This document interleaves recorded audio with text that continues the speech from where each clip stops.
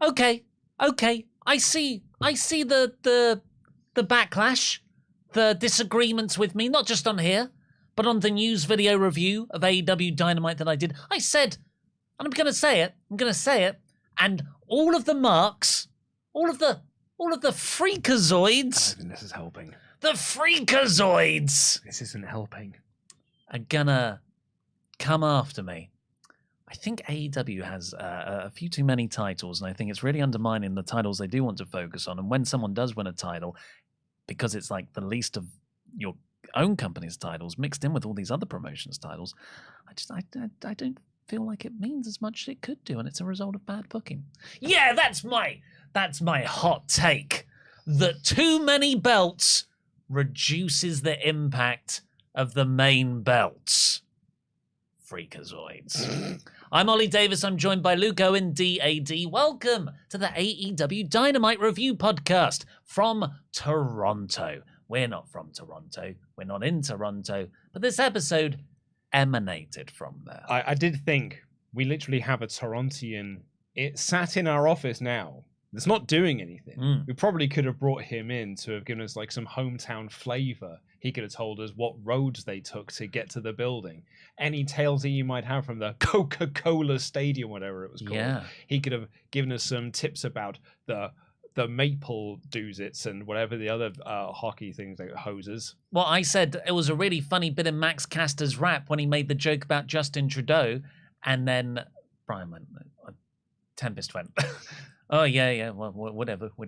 And then he listened to it, and he heard the name of some sports guy, and he went, oh, sick burn. I was like, I have no idea who that was. He was like, he lost in the hockey last night. I was like, you still keep up with that stuff? You're here now. You're in the United Kingdom. Why won't you back Britain, Tempest? Just dart some football now, Tempest. And if you're at a push, the snooker. Please press the thumbs up button or not. Give us but please do press the thumbs up button. Ollie's take is tanking this video's algorithm. So please do press the thumbs up button. You know what the worst thing is? Everyone showing their dislike of the video probably plays into the algorithm of YouTube going, but it's engagement. So we'll rank it higher for you. And leave a comment down below with what you thought of this episode.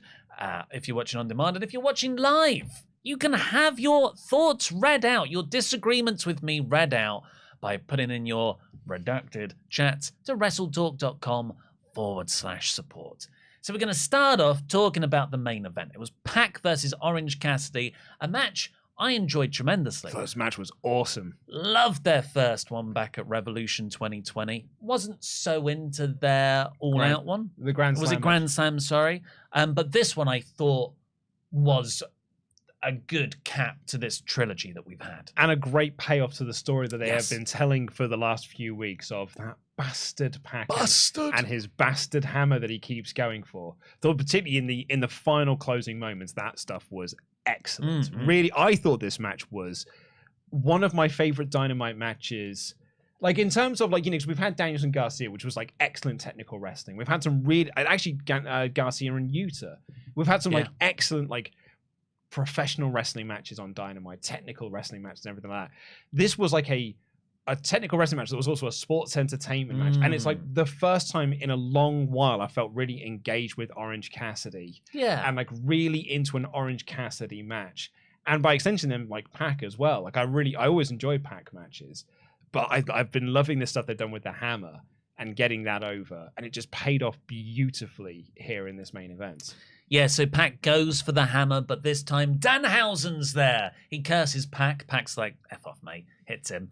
And then the referee's like, what? You're going to use a hammer? 'Cause he's a smart referee. Remsburg knows. He's like, what are you going for the hammer for? You know you're not supposed to do that. So the referee takes that hammer away, but Pac is even smarter. There's a smaller hammer under the hammer. And Pac gets another hammer from underneath the ring. He goes to use that on Cassidy, but Cassidy counters 2 orange punches. Oh, no, you've skipped a step there. Oh, yeah. So Cassidy hits the orange punch and he picks up the hammer and he's looking for revenge. Not only revenge on him, revenge for Trent, because Trent got hit with the hammer on Battle of the Belts that no one watched. Thankfully, the commentators are there to explain all of this. And he was teasing and teasing, and Remsburg is pleading with him not to do it. It's like, no, because I'll have to DQ. This is not the way. And so he's like, and he doesn't give in to hate, and he hands the hammer over. Instant roll up by Pac for a great, great near fall. Then we get the 2 orange punches, and Pac wins. His 68th win. Couldn't have just waited one more match. Well, the first title defense will be the 69th. But it's also his first singles title in AEW. His first title in AEW, which is amazing considering how many of them are. Well, that's what we're going to get onto now. So it's his first title win. And they've made a real big deal out of this. Big orange confetti came down. The best friends got in the ring. Danhausen got in the ring. They gave the people what they want with the big hug at the end. And it was, supposed to be put over this really big deal. This is like I think I saw on Twitter, the 9th attempt that Orange Cassidy has had for a title in AEW. It's the first time he's finally succeeded. It's a shame then that it's for a belt that's it's the the European Championship of AEW. Yeah, to AEW's credit, this was such a good match. They played up the final moment so well. You do forget that this belt is, unfortunately, I find utterly meaningless. Maybe the person will make the belt, but also Pac is a hell of a wrestler. It's not you're up against a very stacked show. You won't have enough time to put the title on the shows that much, have those matches to really differentiate this, because the All Atlantic Championship was introduced at Forbidden Door. That was where he was crowned champion. The end of the 4-way, that's where Pac had it. And really, he's had these several hammer story matches recently, but ultimately nothing much has been done. There's been no real story, I would say, overarching this. No real effort made to make this, it's the hot new title. How is it different to the TNT title? Well, it's for just this other group of people we don't currently know what to do with. Yeah, it's like, I think the Hammer storyline, Hammer Time, has had a good 2-3 weeks worth of build, 4 weeks worth of build, because it goes back to sort of Grand Slam and stuff. So that, I think, is a nice little neat storyline. But it's also the first time that this All Atlantic Championship has had a storyline for it, because I don't think the Kip Sabian one, you could argue, was a real story. Kip just attacked Pac, and then they had the match at All Out, and we haven't really seen Kip since. So that didn't really company's Penelope Ford out. That's true, yeah, but we didn't really get much of anything out of that. But I think the All Atlantic Championship's problem is that it was debuted on a show which already had a lot of belts on it, belts being defended, this, that, and the other. And it was also at the same time that the Ring of Honor Championships all came in. And then just a handful of weeks later, they introduced the Trios titles as well. So all of a sudden, it's just like, wow, there's a lot of belts here. And this belt just kind of gets lost in the shuffle. It really is like kind of a worse version of the Invasion. Yeah, that's my first thought to compare it to. When WWF bought WCW and they brought in not even all of their titles, they just brought in the WCW Tag Team Championships, the World Championship, and the US Championship. But coupled with their Hardcore Championship, their Intercontinental Championship, their European Championship, their Tag Team Championship, and their WWF Championship, all of a sudden it's like there's just belts everywhere. Now, granted, I think that WWF did a worse job of booking all of those because they just hot potatoed all of those titles around to everyone. So title changes meant nothing, title reigns meant nothing, and people just had them as these props that just flitted between both brands. So at least people are holding on to the belts that they've got. You always bring up the Mick Foley promo line. About this. Yeah, well, Mick Foley cut a promo on Raw. When Mick Foley was really disgruntled about working there and he didn't want to be there, he basically quit live on television. He was like, if you don't have a belt at the moment, you're an absolute loser. Yeah. And it kind of feels like that. Like every single person on this show, more or less, had a belt. And if everyone has belts, then belts don't have the importance that they should do. The segment that it really stood out to me when I was watching it was the ROH dump segment. The ROH and AEW mid-card dump segment. And I say this with no disrespect to the people involved. It's just there is no real direction for people like Wardlow, people like Samoa Joe. I'm also just going to quickly note here, because someone's just corrected me. They did also have the Cruiserweight and the Light Heavyweight Championships there as well. It's just those weren't really featured on TV or pay-per-view that much. So you had this segment where you've got Ward Joe, TNT champion and ROH TV champion, squashing QT Marshall and Nick Comoroto. Okay, that's fine. But then out come the Embassy, who are kind of feuding with them, but it feels like an ROH thing. It feels like someone else's feud here or someone else's story. And then FTR come out. And of course, they have so many championships. They're AAA, IWGP, and Ring of Honor Tag Team Champions. And you know what? They are one of the few acts in AEW where I'm like, that's okay. You look awesome. And I hope you eventually get a shot at the AEW Tag Team titles to hold all the gold. But having them all there together in like the second half-hour segment, not like the big main event segment, I'm like, this is undermining. It's lessening the effect of championship belts. So one of the really cool visuals we had during the pandemic era was Belt Collector Kenny, who had the AEW World Championship, the Impact World Championship, and the AAA Mega Championship. And he used to have all of these belts. He would carry all these belts around with him, and he looked awesome holding these belts. And you're right, FTR have got that same thing, because they've got three companies tag team championships: Ring of Honor, New Japan, and AAA. They should get a tag team title shot. Well, yeah, but they're not as over as the Acclaimed. So they come out and they look like really awesome having it. And I also really liked Hikaru Shida coming out with her championships that she's got as well from other promotions, because it makes AEW feel like this Avengers world where all the best wrestlers from all over the world are coming together to face off again. So it's the top stars from everywhere. And like our guys are so good. They're winning titles in other promotions. That stuff is all rad. The ones that feel lesser than that are things like the All Atlantic Championship and then just a lot of the Ring of Honor Championships. And because they're just props that are on TV and aren't really, because Ring of Honor is this sort of like nebulous thing that doesn't really exist at the moment. And for me, those are the ones that are watering down the product. Those are the ones that are, and when I say the product, I mean title belts et al. Those are the only ones I really take issue with. FTR having the Ring of Honor Tag Team Championships is great if Ring of Honor is a thing. But them having the IWGP and the AAA, that's all rad stuff. I love that. I love Hikaru Shida having all of her belts as well. I love Kenny having all of his belts. But when you've just got belts upon belts upon belts upon belts, and these Ring of Honor ones kind of like just being there as well, it lessens the impact that the FTR visual has. Yeah. It lessens the impact that the Hikaru Shida visual has. It kind of in a way lessens what Kenny was doing a couple of years ago. And that's where I don't think it's like a game ending thing for AEW. Like at the end of this episode, I didn't think, man, the problem with that show is there's too many belts. I did. No, my thought at the end of that show was like, that was an awesome episode of Dynamite. I really, really had a great time watching that. But when you kind of take a step back and you re-look at it, you're like, man, God, there are a lot of belts. And then it means that I'm actually not that asked about a lot of them. And I think that's a bigger problem. I think the belts themselves are an issue, obviously. I think it's detracting from my own personal enjoyment of getting into things. But I think it's a symptom. If you fix the too many belts thing, that isn't the main issue here. The main issue in AEW, and it has been, in my opinion, since Tony announced that he bought Ring of Honor, is focus.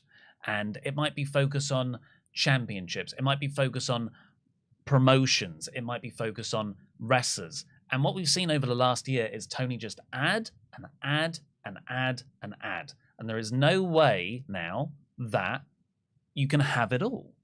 And we've all seen the things. It's buckling, the promotion. Maybe you don't necessarily see it on, well, look at all the fights. I'm not saying it's ending, but you've got too much crammed into this company, and it's having an on-screen effect, I believe. But you can debate that. But I don't think you can debate the backstage issues that are occurring over the last 2 months. I think you've had some bad apples spoil the pot, yeah. Because just so many people have been added, and that situation has been managed. I don't think it's because they've added too many people in. I think you've added people in with bad egos. Maybe. And they are the ones that have caused some ruckus backstage. But then I think you'd still eventually, like, to use Brian Cage as an example, last year, he was disgruntled because he wasn't getting TV time because the roster was too large.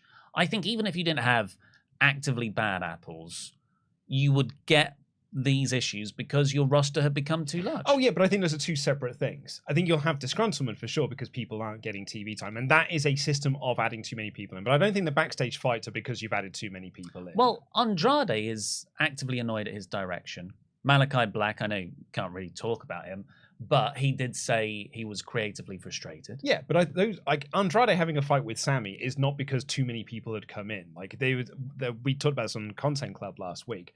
There's someone who reports on Lucha Libre who said, like, this was always going to happen because this happens with Andrade wherever he goes. Every time Andrade is in a company, if he's not the top guy, he thinks that the place isn't the right place for him, because he had all the same frustrations that he's got in AEW, the exact same frustrations he had in WWE. And the guy was like, if he goes to WWE, he's going to have all the exact same frustrations again. So so that's, for me, is not, there's too many people here. Malachi Black, 100%. Brian Cage being creatively frustrated is because there's too many people on the show. Where's Miro? Yeah, good point. You know, there are. I don't know, is he injured? Is he active right now? I mean, we was all out. Yeah, he's just sort of one of those guys that you're like, man, he was so over. And then, but I think we are looking at a company as well, and we've seen this since the company started. They cycle talent in and out, so talent might just be gone for 3 months, then come back and they feel brand new and refreshed. But it just means we're in a period of time then when the featured talent are the Ass Boys and the Factory and a lot of like lower level guys and a lot of Ring of Honor guys that, you know, the Embassy. No disrespect to them, but they just feel like Dark Elevation guys. Yeah. Do you remember when Tony Khan kept saying in the week before All Out, we're going to be full strength? After All Out, we're going to be full strength. And I was looking forward to it, but unfortunately, that didn't happen. Well, let's jump into the chats for the roast. If you want to get your thoughts in, WrestleTalk.com/support. We'll read out every single one of them over $5 on Too Many Belts. Charles Berg says, AEW World title, TNT title, TBS title, AEW Women's title, Tag Team title, Trios title, I think he means All Atlantic title. He does mean. FTW title. Oh yeah, I forgot about that. ROH Pure title, ROH Tag title, ROH Main title. That's 11 belts. That means each title holder has approximately 7 minutes for each show. Jam that jam. And it is when you sort of list it out like that and visually very effectively in the WrestleTalk News video that you did earlier, it's like, there's too many. It's too many belts. And this company used to just have 3 belts. It used to have an AEW World Championship, a Tag Team Championship, and a Women's Championship. Then they introduced the TNT Championship, and he was like, okay, I think that's good, though. And I think that's good. 4 belts. And I'd actually argue the TBS Championship as well. You've got 5 main titles there. Every single person on this show now has something that they can work towards and build towards. And that is more or less all you needed. I would possibly make the argument for the Trios titles because I like Trios matches. But the tag division's so stacked. Exactly. But for me, that is it, which is weird because it doesn't feel stacked at the moment. But that for me is it. And that is where I would stop, unless it is titles from other companies. But really, you should just be defending those in other companies and displaying them on your TV show because it just makes you look like you're a badass that's gone to another company and won their belts. And then that means you can just focus on your titles and your titles alone. Yeah. Matt Carney, garden metaphor. Whilst WWE can be precise and soulless, much like an immaculately kept lawn, AEW can be too free and natural. Everything has a tendency of overgrowing, bloated roster, and now wild multiple belts. Preen, Mr. Khan. You must preen. That is a good metaphor, Matt Carney. But there is also a happy medium. Yeah. You know, I bring this up a lot because I think it is one of the dumbest things the man has ever said. But when people were complaining about the women's title not getting enough focus on AEW TV leading up to one of the pay-per-views, Cody Rhodes, which was like, well, not every feud can be war and peace. It's like, I'm not asking for war and peace with every feud, Cody. There's a happy medium between the longest book ever written and 1 week of build. A 1,400-page Russian epic. and a secondary women's title. Exactly, and a pamphlet. There is a happy medium between the two. Clark Hardiman, member for 14 months. I was at the show last night. I agree with the problem of too many, but the event was great. Well, Toronto, fantastic crowd. Really was. Riot DR, hey yo. Check the files, and Orange Cassidy is from a state that borders the Atlantic Ocean. Does All Atlantic embody an entire country or only specific coasts? It's a bit vague. It's a gorgeous belt, though. One of the 15 beautiful belts featured. It is a nice-looking belt. I always said, like, do something to differentiate it, because I'm not actually opposed to more divisions. I like how it's been defended on independent shows. I love 10-minute time limit matches. I think Stardom have one. NGW used to have one. Well, they might still do, actually. So that's just like these speed matches built for people like Pac and Ray Phoenix.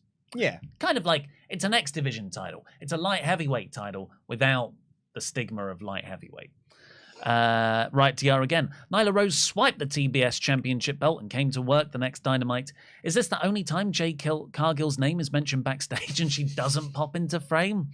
Unless this is leading to a Beast and the Baddies mega faction, I have questions. I mean, it's not a mega faction. Jade Cargill will get her belt back. Nyla Rose has stolen it and is proclaiming herself to be the TBS champion, even though she's not. It was actually one of the best promos of the night. Yeah, well, Nyla Rose is like, She's you see amazing. her on Twitter and she's so funny and she's so quick-witted. It's nice that she can lean into that more on TV. That's so good. And every time I see her, I was like, why are you there, Vicky? Yeah. And you as well, Marina Shafir. Yeah. Was that Marina Shafir? Yeah, they're a tag team. I forgot about that. Ket, AEW should do a brand split of their own. No. Give Rampage an extra hour and a better time slot. Split the AEW titles and talent evenly between Rampage and Dynamite, giving wrestlers more time and stories to get over, and gives the company more breathing room. That is not the answer. It's not the answer. Well, you will have it to some extent if you get a Ring of Honor. Yes, I don't see that as a brand split. That is a different show then. I guess it depends how they do it. FIFA Connor 16. I completely agree AEW does have too many belts on the show, and it does undermine them. Don't know how they fix that issue, to be honest. Ring of Honor gets a TV show, and all the Ring of Honor titles go to Ring of Honor. Yeah. Nicholas Zakiewicz. I'm sorry, but it feels like ever since Forbidden Door, Ollie has just been nitpicking stupid stuff because they didn't book it how he personally wanted it. Too many belts. You really have to go out of your way to be distracted by that. I disagree because that's how I feel. But I have said quite openly, I think the product has significantly declined since Forbidden Door. You WWE shit. And that was before Triple H. It was before I jumped ship to WWE. And I've been saying it actually since just before Double or Nothing. So yeah, it's just another symptom of the same issue, which is a lack of focus. I think we are going to see a very interesting thing in this comment section for the video. And I haven't quite had a look, but I imagine we'll get some of this in the live chat as well, is that you are going to be called with your anti-AEW bias and your pro-WWE bias because you have this issue. And I'm going to be called out for my pro-AEW bias and my anti-WWE bias because I thought this was an excellent episode of Dynamite. J.O. Fella, Memberg for 8 months. I think a wrestling promotion only needs at least 4 or 5 titles per gender. World title for men and women, 2 mid-card titles and tag titles, that's it. Yeah, I will stop there. 2 mid-card titles is when I start to get bogged down because you're looking at 2 mid-card titles per gender there. And I think that's too many many titles already. Like, I wouldn't say 4 to 5 per gender. I think that's 10 titles on your show, and that's too many. But yeah, we'll get into the rest of your chats after the play-by-play, but please do keep getting them in at WrestleTalk.com/support. Right, this episode came from Toronto, and they immediately unveiled the latest addition to the broadcast team. It's a Canadian. It's Renee Paquette. Yeah, I was going to clarify. She is Canadian, isn't she? I hope so. That's what I've been saying all today. I'm pretty sure she's Canadian. Yeah. She's really nice, so I would presume that she is Canadian. So they do have a new mic stand to stand in the back and not really be part of interview segments. I really like Renee. I think Renee is a fabulous personality. I think that she was badly produced on her commentary stint that she had in WWE. I was actually kind of hoping she'd get a shot on the commentary booth because I think that would break up. I really like Shivani, Excalibur, and Taz. That's my favorite trio within AEW. But I wouldn't mind giving Renee a shot on commentary without being so poorly produced. I think Renee's strength, unless she wants to try commentary again, she is so good at interviews. Like Jeremy Borash was never really on commentary that much in the glory days of TNA, but interviews, ring announcing, killed it. So I think less is more in cases like this. I didn't think, she didn't really stand out here because it was just Christian Cage, ask 2 questions, disappear. But later on in that Nyla Rose segment, that was like, that's the Renee I remember from the glory days of like doing the fist bump with the Shield and going, ooh. Loved it. The talking smack glory days with Daniel Bryan. When she has an interview segment with Jon Moxley, I don't know how you do that, but I can't wait. I can't actually think of a time when Jon Moxley just did a backstage interview because he's like just talking directly to the camera. He does a lot of in-ring promos. Yeah, but that's for Tony Schiavone. But Christian Cage came out. Of course, he was cheered, but he got people to boo him. Can't actually remember what he said. Oh, it was probably something about your local sports team. And this was to set up the Maple Jays. This was to set up Luchasaurus versus Jungle Boy.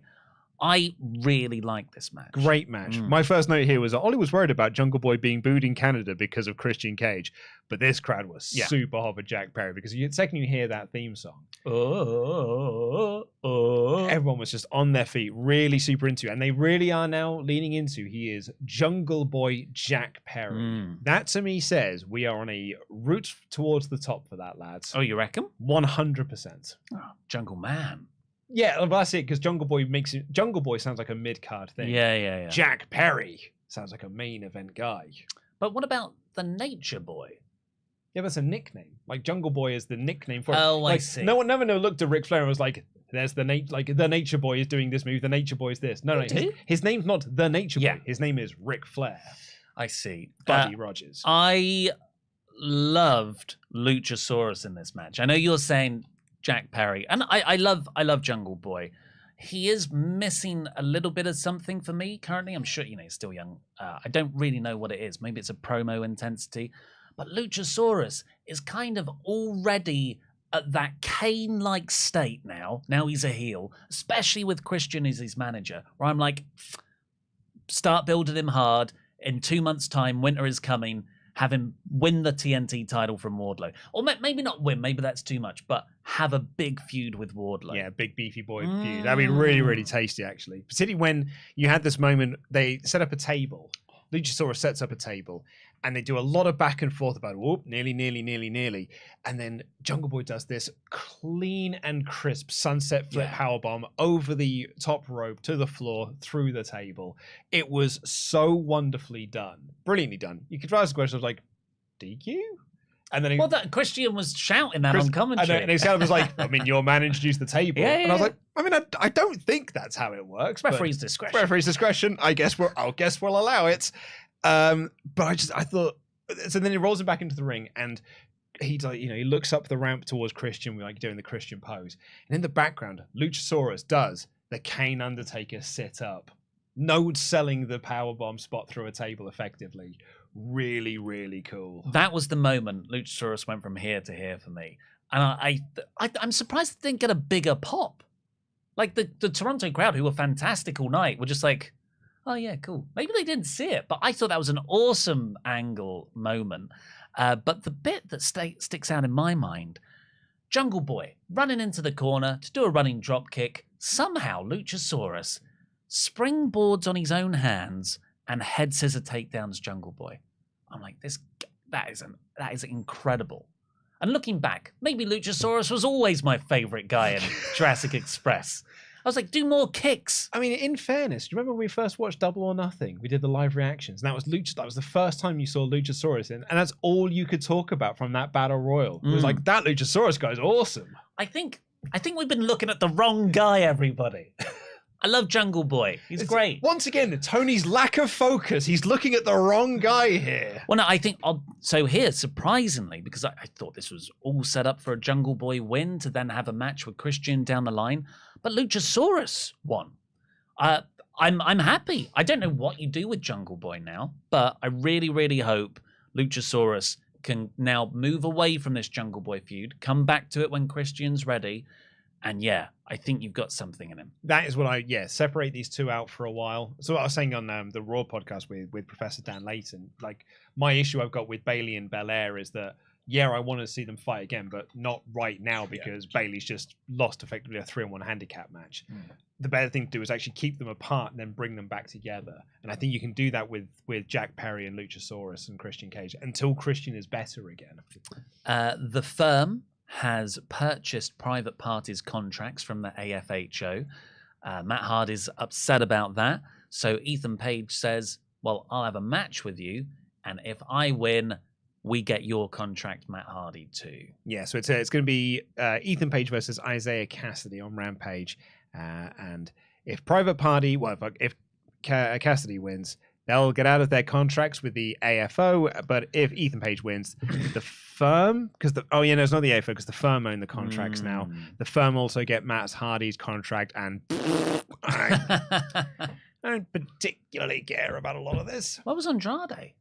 Well, he's at home. Jose was there, and he's like, yeah, he owns the contracts. He sold. Well, yeah, what's happened there? That's why he's the assistant, isn't he? Like, maybe he'll go to Roosh next time to deal with it. Yeah, whatever. I don't care about this. Whatever. We've already spoken about the War Joe Marshall Comorodo match with the title stuff. The bit to add on is afterwards the Embassy come down. I do like the Embassy. And FTR then come down to even the odds, but they're not totally even. They need a 10th man. And this lined up so perfectly. You want a 10th man. You're in Canada, and you've got FTR and Wardlow, former Pinnacle members in the ring. It's Sean Spears. Yeah. What time does Rampage start? It starts at 10. I thought it was a really, really lovely way to set this up.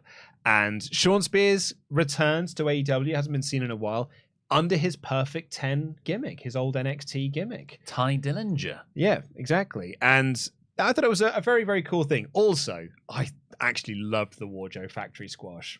Yeah, it was well done. Awesome. And I've got one big complaint about this. And actually, I think this is the worst thing on the show. Because Samoa Joe did the walk away spot. And the camera missed it because it was focused on Nick Comoroto selling on the outside. What, the flip and then they're just walking away? Yeah, walking away from a dive off the top. Yeah, when someone does a dive off the top rope and Samoa Joe just walks away from it because he's the coolest dude in the world. Got a mean swagger. And the camera missed it. Crowd, I was like, well, at least the live crowd got to enjoy that because I sure didn't. Kevin Dunn to AEW. But they even the teams. I think it's FTR, Sean Spears versus it's a six Gates of Agony and Brian Cage. It's a trios match, yeah. Yeah, so I like how Spears and Wardlow in this interaction, they're a bit uneasy with each other because last time we saw them together, they weren't on great terms. But yeah, this is the first time we've seen Sean since Double or Nothing with the whole MJF stuff. Yeah, before that, yeah, when Punk was beating him. Jericho and 2.0 had a backstage promo. Then we got Swerve Strickland versus Daddy Ass. This was so good. Yeah. So when FTR came out and they got this incredible ovation, I just thought to myself, why aren't you the AEW Tag Team Champions? And then the Acclaim came out and I was like, oh, that's why. It's because you're the most over tag team in this company. Yeah, that makes sense now. I wish you were in more high-profile feuds, but yeah, that makes a lot of sense. Max Caster's rap had one great line about Trudeau. Oh, about the sports team. The sports team one. He's like, just when I think, how is the Blue Leaves? Are they going to start like losing their edge now they're the babyface champions? And the stuff he comes out with, I'm like, Jesus Christ. It's excellent. It's excellent. Does everybody everybody loves the Acclaimed. I remember a couple of months ago, we were like, well, we love the Acclaimed, but some people, like, didn't Stephen Larson not like them? Do they like them now? No, I think everyone pretty much liked the Acclaimed. There were some people didn't like the edgelord humor. Yeah, a lot of people didn't get on board with some of the real like racier stuff that Max Caster was doing. I would say he's still doing that stuff. Yeah, I don't think you can get more racy than these Trudeau lines. Yeah, but it's not knocking women, so like I think it's fine this time. Okay. I think that's what people took more issue with, was sort of like negging on women or negging, like doing some, effectively homophobic type of things. That's the sort of thing people took more issue with Max Caster. But now everybody loves the Acclaimed. Everyone loves the Acclaimed. Yeah, an Acclaimed entrance is probably one of the best things in wrestling right now. Daddy Ass. You know he's the oldest member of DX. Yeah, that makes sense, because he was the one, apart from Waltman, I guess. Like, he was there during, like, the real, like, the bad years. But, like, is he older than Shawn Michaels? You know what? He can't be older than Michaels, I've just read this and not fact-checked it. Right, okay. I'm going to grab my laptop. Hold on. Billy Gunn age. He looks incredible. Billy Gunn is 58. Yeah, Shawn Michaels is like 57. No way! Isn't that... That's mad. No way. That seems wrong. And it's 100% natural. That seems so wrong. Because Shawn looks 103. Undertaker's like 50. Isn't Undertaker 58? They're not the same age, are they? That's what blows my mind. Jericho's 51. Yeah. That's not a million miles away. Billy Gunn is older than The Undertaker. No. Is he older than Ric Flair? No. Oh, okay. Imagine. Ric Flair's actually a very hard 44. And this was exactly what it needed to be. Daddy Ass did all the nostalgia bits. Swerve Strickland mostly out-wrestled him, but he still, because he's a heel, took the heel win and held the ropes. Boo! But it's so fun because the only reason in Swerve's mind that the Acclaimed are the tag champs is because they cheated. Turnabout is fair play and all that. Swerve Strickland also cheated to win. I thought this was a lot of fun. A lot of fun. I am blown away by that Billy Gunn fact. Yeah. Mark Sterling then came out afterwards and said he has trademarked the scissoring stuff. So the Acclaimed and Daddy Ass can't do the scissoring pose at the end because he'd sue them. So they don't. And then he scissored Daddy Niece. And it's tough because I really like Sterling and I think this is good material. I just don't want it. It's because it's Tony Nese and Josh Woods and they are, a real low-level tag team. So it doesn't feel like they should be contenders. Above or below Gates of Agony? That's the... Are they below Gates of Agony? Again, no disrespect to Gates of Agony, but you have not been built up enough to... Main event battle of the belts. I feel like they are above Gates of Agony, if only because Mark Sterling is above Prince Nana. Yep. Yeah. So that sort of like automatically puts them, one step. But they probably are the next tag team up from maybe the Ass Boys. The Ass Boys are getting far more serious treatment. Yeah, maybe the Ass Boys are above Neeson Woods. Yeah, I also... Is there a reason Keith Lee's not around? He's not been around the last couple of weeks, has he? He was on TV 2 weeks ago. Yeah. Backstage segment. Yeah. Just... Hey, time off. Not every wrestler goes to every show.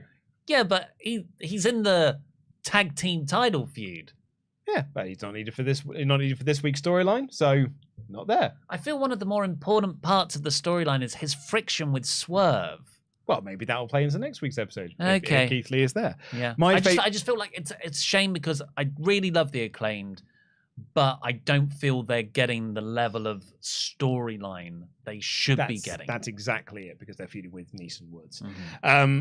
My favorite part of this, though, is when Sterling comes out with his legal documents and Tony says, "From the greatest country in the world, the United States of America." Boo! And it was only until halfway through the next segment that my boy went, "Oh, they're in Canada."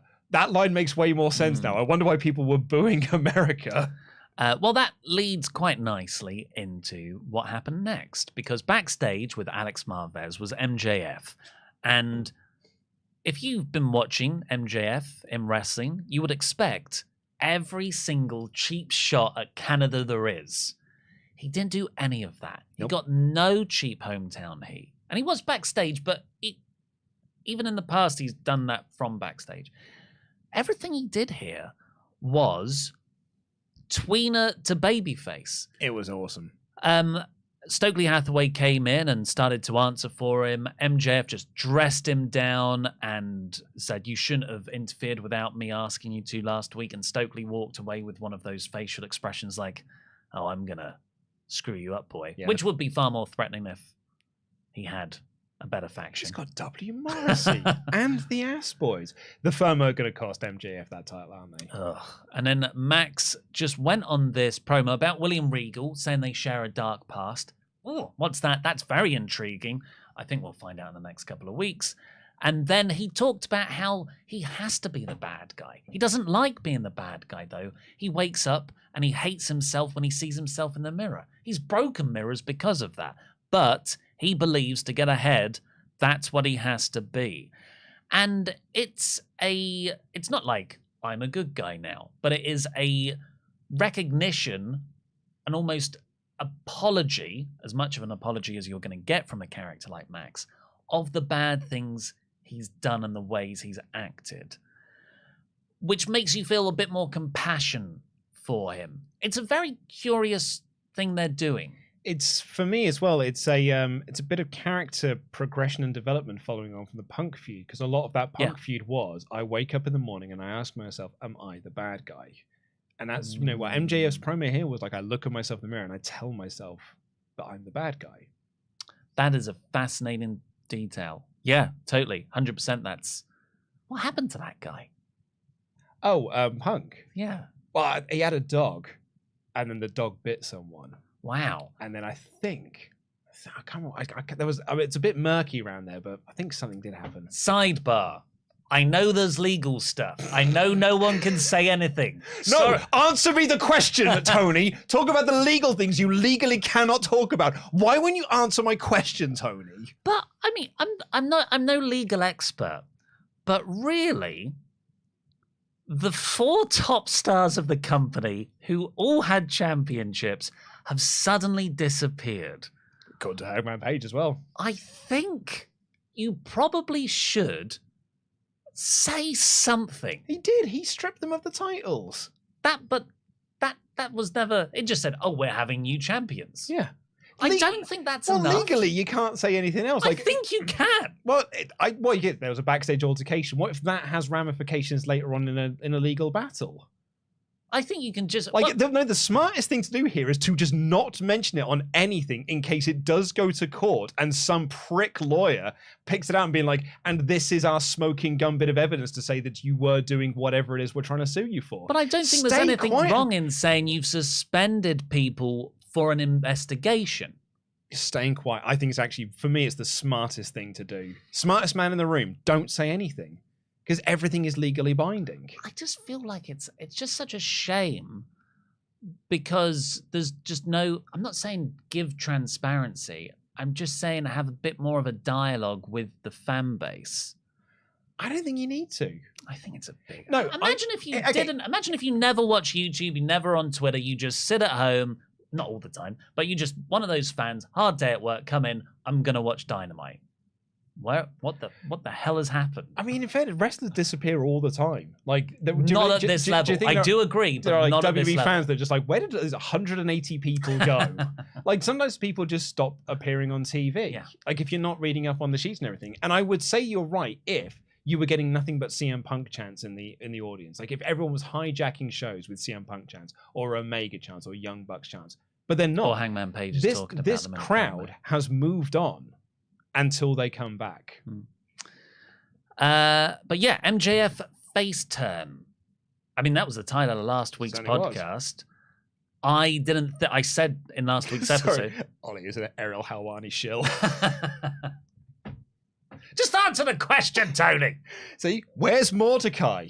No one was asking that when he just disappeared. Where's Luther? Where are the Nightmare Collective? Exactly what happened to them. If you didn't listen to the Wrestling Observer when Brandy Rhodes said, we're not doing that storyline because you told us it sucked, so we're not doing it anymore. Do you think there's a difference? MJF here. I didn't think they'd address that. I thought it was just like a seed planted. We'll come back to it in a month's time. Yep. But yeah, right out, like immediate follow-up. After a lot of people have been pushing for MJF to go face. So do you think backstage they're like, okay, well, let's do this? I think it creates a very interesting change of a story for next year because his whole deal is about the contract war of 2024. Yeah. About his contract ends there. He's going to be negotiating with WWE. That's quite a heelish thing to do if AEW is your babyface company. how do you then portray him as the babyface that's going to leave? It's a fascinating little thing, and I'm really excited to see where it goes. Like, if there's one thing you can say Tony's lacking focus in areas, this where he feels he is focused.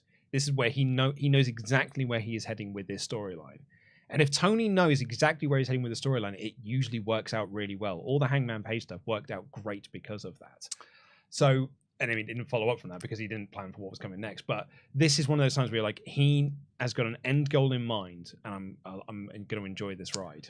I do not know how these storylines are worked out, but I've always suspected the Hangman Page stuff is Hangman driven, and he runs it by Tony. And I because just it's so consistent with MJF storylines, I feel like he is the auteur driving this stuff. Yeah. So I don't think it's a Tony vision. I think it's a Max vision. When I mean that, it's working with the promoter, right? But get things signed off. When we could do this, we could do this. We could we got to promote this thing here. Because you guys, as a wrestler, you could be like, here's my story, and as a promoter, you're like, okay, well, here are the big shows that we're going to do. Let's work it around these big shows. Andrade comes in. Here's my story. I win all the belts. Yeah, there's 15 of them. How about I win all of them? Because I feel like Max was a heel to play off Punk as a babyface, but now Punk is, no one knows what's going on. Maybe they're like, well, crap, let's just make Max the top babyface in the company. I mean, producer Rich made a point earlier that one of the things that AEW is kind of lacking is top heels. Yeah, it's Jericho. It's Jericho, really, and his cronies. So if you're going to take your other top heel and turn him babyface, that leaves another huge void there on the heel side. Well, we'll see. Oh, sorry, the embassy. Cool. We'll see with that because it's a strange one. I can't quite get my head around it. I'm definitely excited because it's Max, but I really don't know what they do. There's so many options, and I don't know which one's optimal. I mean, speaking of promos that get you excited about something, I was excited for next week's match anyway because it's Moxley versus Page. But I'm like, yeah, but Moxley retains Cincinnati. That's a fine thing. Sucks for Hangman Page because I'm a big Page mark, and I was like, yeah, that's a bit of a shame. This promo that Page cut was one of those ones where you're like, oh no, I have to see this match next week. Like, I've got to watch it because it's my job, and I watch it because I enjoy the product. But this is one of those promos like, I have to tune in next week and watch that show. Same with, the first Blood and Guts match. I was like, yeah, it's cool, it's a match stipulation. But then they hit that in-ring promo segment where I was like, damn, that makes me want to see the match. This promo from Page, I honestly thought that MJF couldn't be touched when he did his promo. I was like, that's promo of the show right there. And then Page just comes out here and absolutely knocks it out the park with probably the best promo he's ever done in his entire career. Yeah, I really liked it. I didn't like it as much as you did. This is the segment that comes right after. We'll start to hammer through these because we've gone on a few tangents. Mox is out there dressed as Raven. Like that? Oh, that's why I thought this segment was great. Page comes out and he says that he respects Mox, but he didn't like that he called him a kid. And then, he cut the content of the promo I thought was fantastic, that he is depressed. He's not the same person he was last year and one of the great things about Hangman's character arc is there's not an easy fix, Baham, you're a happy person now. Depression is something he always wrestles with. And he said the medicine isn't working, but he keeps coming back to work, even though his friends have disappeared. Cuts to Max at that point because Max was like, ooh. And then, because the story was about Mox saying, you haven't got what it takes to beat me. And Hangman said, look, I do. And then he hit himself in the head so hard, it came up in a big red bump. He actually cut himself open. Did he? He cut himself because he took some of the blood and wiped it on Mox's white shirt. So clearly, I think he intended to try and cut himself open in all of that. Ouch. But it was about being a man. And like, you've got to, you call me a kid, but I'm a man. And I want to fight you man to man. And like, I'm a man, I'm a father, I'm a husband. I just thought it was so real and so genuine, and it felt so personal to him. And we kind of needed it from Hangman. But it also pays off on a lot of the things you were just saying then. He's failed a lot. Like, since he's lost the title in May, which he brought up here, it's probably the only allusion to Punk on this show outside of the MJF stuff. He hasn't been the Hangman he was last year. He going for the trios titles, lost that, and all the Dark Order, his friends, are now disappearing one by one. Stu Grayson being one of those people, and and now and Alan Angel's like has also gone from the Dark Order, and now he's talking about like, and then all my other friends, my old friends, have disappeared. I've got no one. I've got nothing now. So I have to win. I have to beat you next week. I have to prove to you. I want to fight you man to man. And I just thought it was I thought it was a tremendous promo. Slightly marred by the fact that MJF was in the crowd, so the crowd just chatted for MJF. Yeah. God dang it, Canada. Like, that man poured his heart and soul into that promo. Yeah. Don't turn around and cheer for him. He did nothing in this segment. If you had to make a prediction right now, who wins next week? Moxley. Yeah? Oh, Moxley's 100% winning. But that's, for me, is not the... That's going into a match where you know who the winner is doesn't detract me from a match at all. But if you've got a promo that really makes me excited to see a match, then that's more than enough. But yeah, I 100% think Mox is winning next week. I'll say Hangman. Maybe they do the Hangman win, then MJF cashes in. And, you know... But that is a heel move. It is, but also, I'm just going to say now that if he hadn't taken the title off him in May, none of this would have happened. The company would have been so much better off if you'd have stuck with Hangman. He's your guy.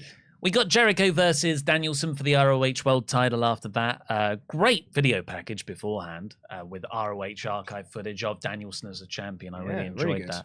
Jericho tried to get booed by faking out the crowd, started Judas, but then went into Lionheart. But that's part of his Lionheart entrance. Yeah. Is that it starts with Judas and then goes into the White Zombie song instead. But the crowd still sung it. Yeah. And it was fun. I really like this match. I think Jericho's just been on an insane tear right now. But the way they played into the Hogan poses... Because Jericho, the heel, was getting cheered. Danielson was getting a little bit of boos, especially when he put on the Walls of Jericho. And he kicked the Code of Honor. Yeah. And it's Toronto. It's where WrestleMania 18 took place. I thought that was fun. I got that reference. You know, I was like, I understand that. Jericho even hit an AA during this. He had the attitude adjustment in all of this, which was really nice. And it built up to this finish where Paul Turner takes a heck of a bump. Like, he just absolutely flies out of the ring. Jericho goes outside and grabs the Ring of Honor Championship. And Garcia, the Ring of Honor Pure Champion, runs down. Eventually. And he gets into the ring and he stops Jericho from using the belt because he's pleading with his former mentor. You are better than this. You're supposed to be the greatest professional wrestler. Don't win in a sports entertainment way. This is Ring of Honor. This is supposed to be pure wrestling. And then he whiffles Danielson with his belt instead and aligns himself back with the JAS, which is a perfect playoff from the loss last week, where Garcia is that wrestling of, am I a sports entertainer, am I a pro wrestler? And every time he tries to be a pro wrestler, it's never really working out for him. But every time someone is a sports entertainer against him, they win. And last week he had to sit there and watch all of his friends celebrate up on the ramp while he was there with a loser pro wrestler. And so he sided again with the sports entertainers. I thought this was a wicked, wicked finish to this match, and I did not see it coming. I'm not into it. Oh, you WWE shill. If it isn't the Good Brothers coming back, I don't care about this match. Why are there 6 dudes in cosplay outfits in the crowd? That would have been much better. Yeah. No, I felt this for a while. I love the Jericho ROH storyline. I love Blackpool Combat Club, although they have been diluted. The Garcia stuff, I love Garcia. But for the last month, this whole, am I with them? Am I over here? It just comes off of a bit of a whiny, spoiled brat vibe to me as a character. It's just what I'm feeling. So I'm not really into him. As this character. So when he turned again on Danielson, I just felt to me more along the lines of when Luchasaurus turned and then he turned again. Jamie Hayter and Britt Baker. Yeah, and I just I'm sort of over this part of the story. I totally get why. You've said that. Meltzer and Alvarez said the exact same thing. For me, it just doesn't work, and I kind of want to move on from this because I'm finding it the least interesting part of the larger story. I am kind of done with JS feeding with Blackpool Combat Club, but I'm so into this Jericho Garcia Danielson thing that I don't really mind that. And I just thought this was a lovely little wrinkle in this story that I did not see coming, and I still think we're leading to Jericho and Garcia. Yeah, once we get to the next Ring of Honor pay-per-view, merging those two titles together, which will make one less title. So that's nice. But yeah, I thought this was awesome. Loved it. Then we got the Lady Quarter Hour. It's back. Nyla Rose, in that segment we spoke about earlier, she set up a match with Anna Jay for not the TBS Championship. And then we got Jamie Hayter and Britt Baker versus Shida and Toni Storm. Decent tag match. It was mostly focused on Shida because Shida's now going to get a shot at Toni Storm's women's title. But Toni Storm felt totally background in this. That's the problem. And Jamie Hayter is the most over thing, which is great. But yeah, you know what we spoke about last week with Saraya putting a level of focus on the women's division. And even though it's far from perfect, it's like it's a step. This felt like pre-Saraya. Well, it's because Saraya wasn't there this week. So, you want to dedicate too much time to the women if a star isn't there. And yeah, that was my big issue with it, is that it's great that Storm is on TV again. That's a brilliant thing, because it was what was missing from Thunder Rosa's run was her not being on TV. So Storm has been on TV every single week since she's won that belt. She has been on TV in a featured match. It has to be a featured match. It's the only match they get. So that for me is a great thumbs up, but she's never the focus of them. And here again, she was not the focus of this match, and it doesn't make her feel like she's the champion. And that's my big issue where I have with the women's division at the moment, that and lack of other matches. And Jamie Hayter just feels like an absolute megastar right now that isn't being... This feels like one of those things that you're going to look back on and be like, that was the time to pull the trigger and you've missed the boat now. Several times. Yeah. But yeah, Britt Baker took the pin. At least there's that. Hayter didn't lose. That's true, yeah. It's quite rare. And then we had the main event title thing after a Butcher and the Blade promo segment. Overall, I gave this, I think, 72 or 73%. It's one of the lowest Dynamite scores I've ever given. I'm really not that enthused by the product at the moment, but that does still translate as a 3.5 out of 5. It's too low, Ollie. I gave it 4 out. I'd have given this 4 out of 5. Yeah, I loved this episode of Dynamite. It was like brilliant in-ring wrestling. I thought it was great storytelling up and down the show, but there are too many titles, and I think the women's division stuff is a bit of a bummer, and I think there is some real mid-card guff on this show that I think does detract from some of the bigger stuff. Let's say thank you to our wonderful Pledgehammers on Patreon before we get into the remaining redacted chats. The voice of the ring, Josh Roberts. The mayor of Painesville, Dan. Breaking news, Justin Edelheat. Justin, the human Godzilla Wustrack. The heir to the throne, Kate Ayers. Up and below. Sorry, up and Keith, but...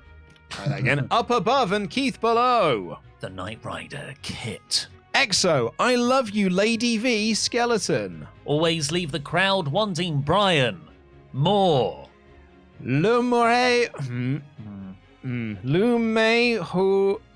Lume Her Amand links the sun. I did German, all right? Pick him up, Loot Sponge. And lastly, for this Hall of Fame class on the 13th of October 2022, too lots to handle, Lottie McClaw.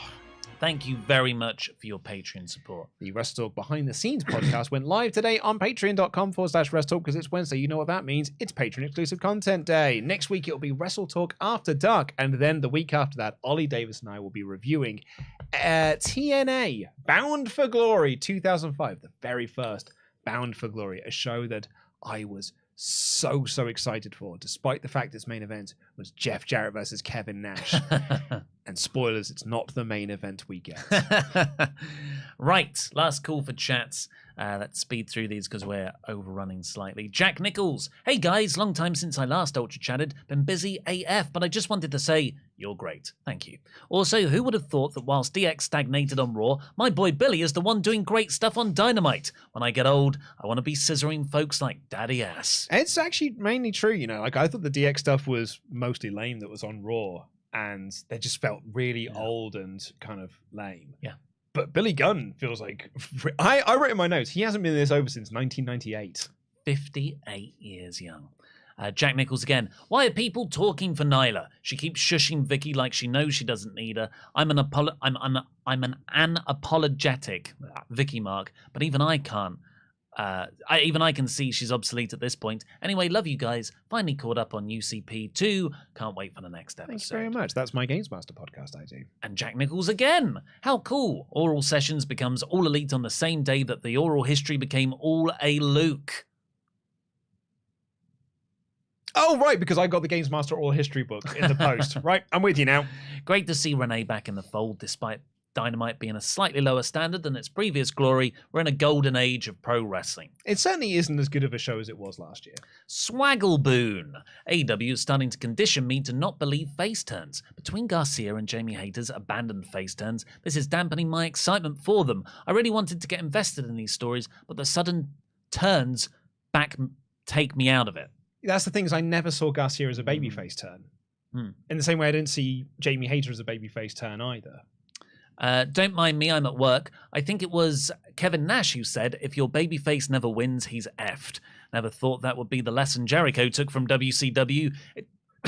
It's a shame that the BCC, the best thing in AEW, was swallowed up by Jericho, the most protected man in AEW.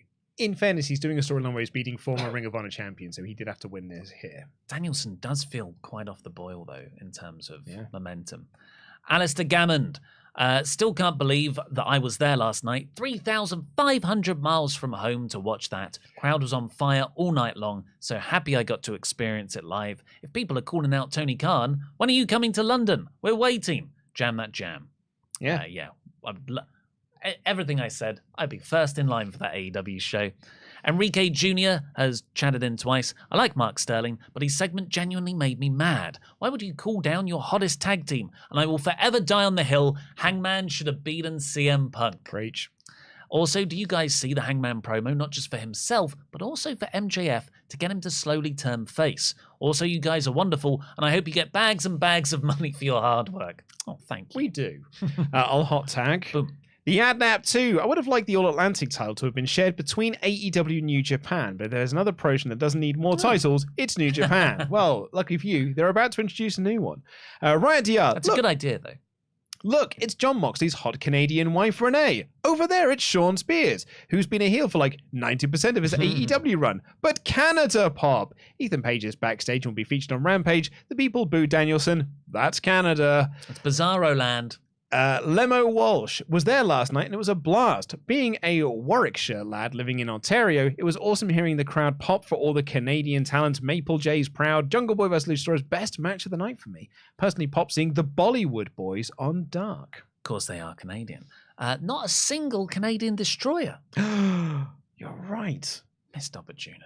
Don't mind me, I'm at work. I really believe you can have all of these belts, and if you have something for the holders to do. Right now, a number of champions are kind of floating around. Where are the open challenges, tournaments for number one contenderships? If you have them, make the belts feel important.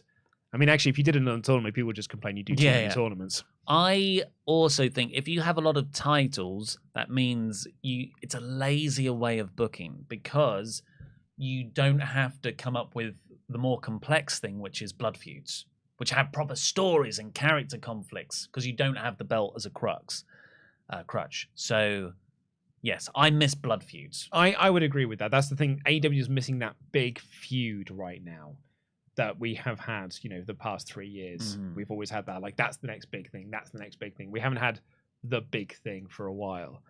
Cassidy Delaney, hello lads. So happy to see Orange Cassidy get his first gold. It's been a long time coming. Him and Pat could and should end up as one of those we're destined to do this forever feuds. Just have them have a match every 14 to 18 months. They make magic. Agree. Mark of Steel, remember friendos that MJF is the devil and the greatest trick the devil ever played was convincing the world he didn't exist. The firm helps MJF win when he trashes everything The firm helps MJF win, and he trashes everyone for thinking he'd changed. Yeah, don't rule it out. This whole babyface tease could totally be just a way to go, I got you. Yeah. I made each and every one of you made fools of. A way to sucker him Regal. Just like he did for Punk. Joel, and lastly for now, Joel Wilson said, the only thing I paid attention to on this week was Orange Cassidy's match and the acclaimed Daddy Ass segment, marked out for Renee showing up. Jam that jam. Absolutely love you guys. Scissor me Daddy Ass. First time Ultrachat as well. Thank you, Joel. And we've had one more come in. Simon JH316. Been watching you guys for a couple of years and thought, since I was at the show, we've had so many people who are at the show, a lot of Canadians last night. There's no better time to send in my first redacted chat. Thought the show was tons of fun, helped by what I thought was a red-hot crowd all night. You guys rock, by the way. Thank you so much. Thank you. With so many Canadians in chats, I mean, we just got Canadian dollars. Oh! there was something off about this show, and I couldn't quite put my finger on what it was. Someone said that we should get bags and bags of money for the work we do. Well, not anymore. No. Not with these Canadian bucks. What a waste of a show this was. Damn it. Oh, press the thumbs up button, I guess. We could always do with that help. Subscribe if you can, if you haven't already. Thank you for watching. Those of you who actually donated real money to this show. Jam that jam!